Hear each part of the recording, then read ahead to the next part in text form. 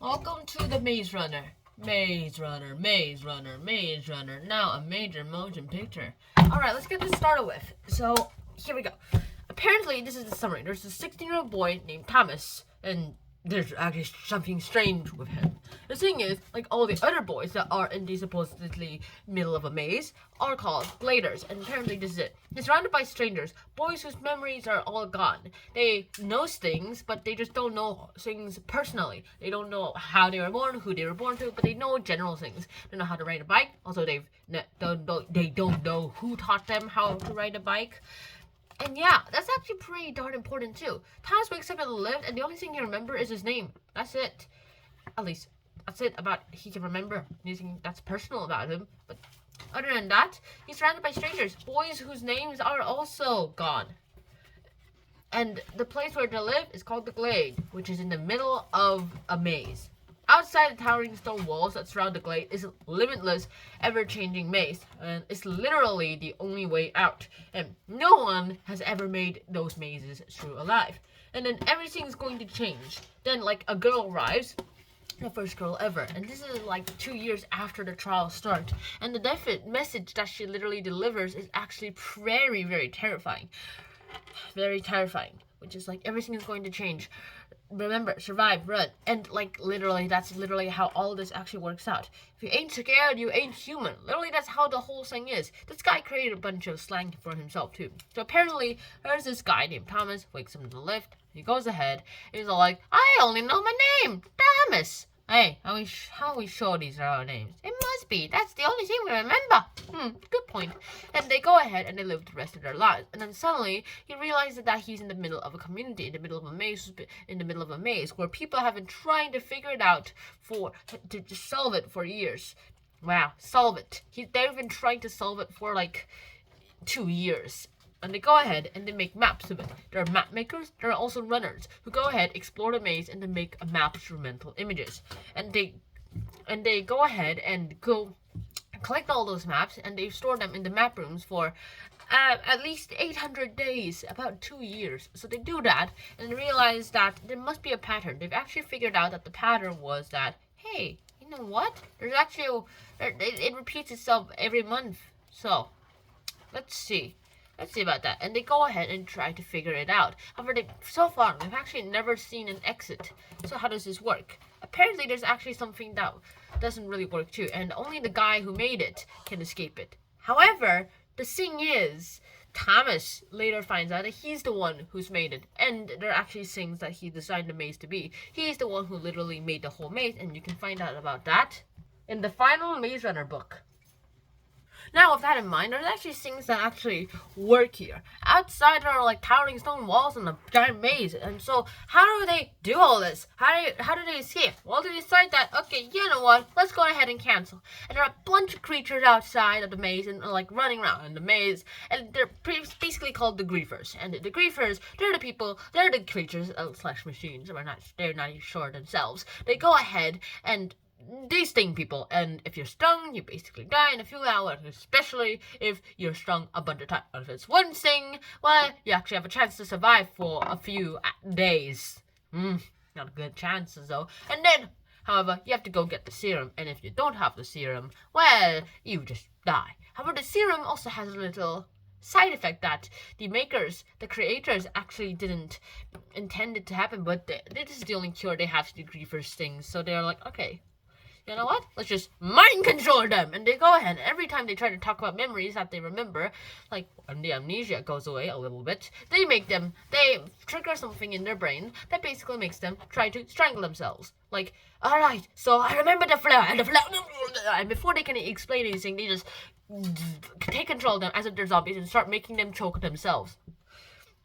Which is bad. And also, they never really talk about it at all. But the thing is, this is called the serum, and then they call it the changing. And every time they do the changing, they actually see things. And however, afterwards, they're very not likable because they've seen things in their past, and they remember the past, and they realize the past is just not as good. It's very terrible.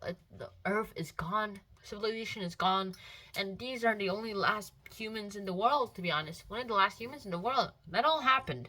And I realized that, hey, you know what? Let's just go ahead. And then I realized, wait, this is the guy I saw in the changing. This is the guy who built that whole thing. This is the guy who's gonna kill us all. And he goes ahead, and there's this one boy who's very delusional. He's like, I'm gonna kill him before he kills us all. And he tries to kill him, but then the leaders are like, heck no, you're not gonna kill him. I'm gonna count to 3, and if you try to kill him in 3 seconds, well, I'm gonna shoot that bow.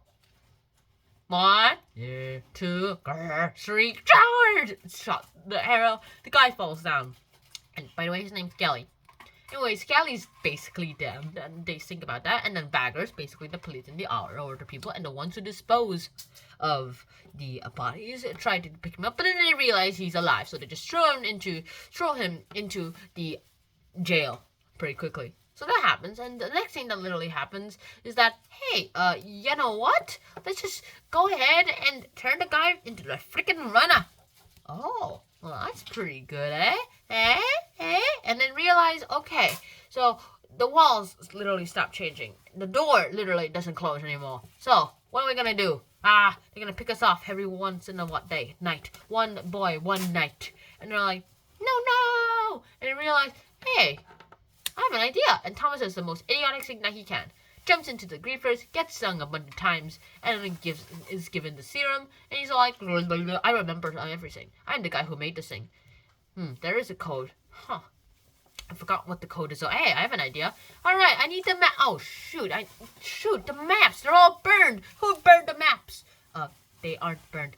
What? I stored them in the weaponry. Because that guy, our leader, Ali, he... well, gave us the warning of keeping the maps safe. So, I put them in the weapons room. What? Nice! Good job, man. And they go ahead and they compare the maps. They're like, okay, we've compared them in every way that we can think of. You know what? There's no way we can do all this. And so what happens next is this. Hey, you've been comparing them to the previous day and the day before. Well, that's not how you should do it. You should compare them with sections. What are you talking about? Go ahead and give me wax paper. They go into the cook and they're all like, okay, I'm not giving up my wax paper. This is more important. This is the most important thing. But please give us... No. You got no reason to do it. We're gonna go ahead and figure out the code and break this darn map maze. Oh, okay, then you can have it. But why do you need wax paper? We need see-through maps. Oh, that makes sense.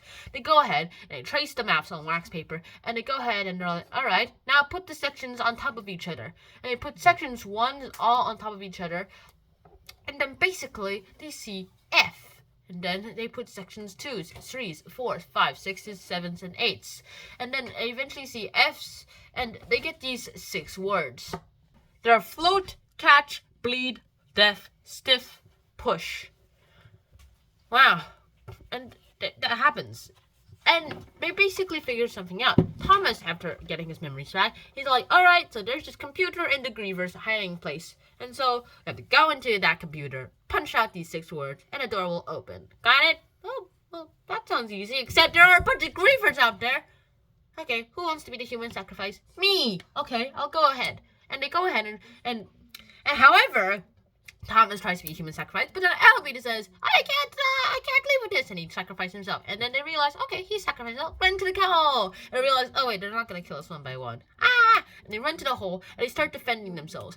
Well, Thomas and his good friend, Chuck, they're all like, slaughtering the griefers that enter the hole one by one. While Teresa, basically, Thomas's GF, goes ahead and types on the 6 words. After the 5 words, she types on the 6th word, and it doesn't load. It just disappears. What? 6, error, 6, error, 6, error. It won't let me type on the last word, and they realize, wait, there's a button there. It means push the button. They push the button, and the button says, kill the maze. Huh, Thomas really did make this maze. Nice.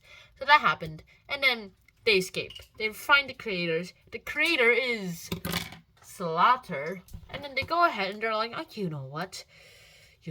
Wicked is good. And you guys are test subjects. No more important than lab rats. We'll be able to create the serum. By killing humans? Sacrifice for the greater need of humanity. Would you die for humanity? Yes. Would you die right now? If it helps humanity? Yes. Well, it won't help humanity. They go ahead, and then the girl's like, alright, kill Chuck. Wait, what? No! And then Chuck gets killed. The next thing that happens is that Wicked's rebels go ahead and they save Thomas and the rest of the Gladers, as they call them. And they're like, okay, we do not know what they did to you. We're not scientists, but we're just people who just want to go ahead and save your kids. So, now, we need to get through the Scorch to go to Peru, and then once we're at Peru, we can get the cure, the hypothetical cure to the flare. But you guys are all immune. That's why you were chosen to the trial. Oh, well, that was nice. So, good luck, people. And then later in the epilogue, we realize that this is all just a setup. Those people who saved them are also in league with Wicked. And the thing that they're going to cross is called the Scorch. And this is their phase 2, Scorch trial. And that's it. So that's the summary. Hopefully you guys enjoyed this episode. Hope to see you guys soon. Until next time, sure now, peace, and wear a helmet.